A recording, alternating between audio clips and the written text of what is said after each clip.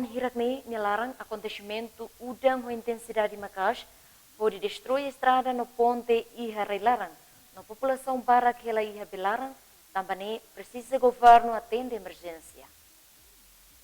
Preocupação ne hatuhusi deputado bancada Fretaling dari Madeira iha parlamento tersane. Niadihan iha lorong tol nulu racing ida fulan Junho toloron rua fulan Julho tinangne acontece udan bot iha parte lorosai ho di estrada público no dificulta movimento transporte público no privado. Condição motamos foi ameaça bot be estrada público sira. Também husu ba governo tem que lalais halau atendimento urgência ba questão sirane.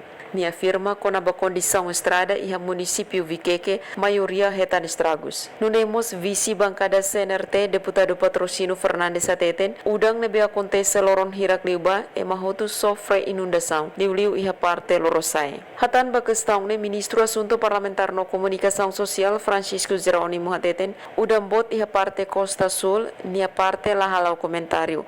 Tamba fo na informação katak, governo hahuona atau fo atenção haloona levantamento de dados, ho di responde ba problema nebe ma comunidade sira hasoro. Atendimento hahulau lao 100% mai be hahu laona. Enquanto kona ba infraestrutura nebe estragos, agora dadão sira labele halo buat barang. Tamba udan sena fating mai be atendimento urgente lau hela. Guilhermina Franco, STL News.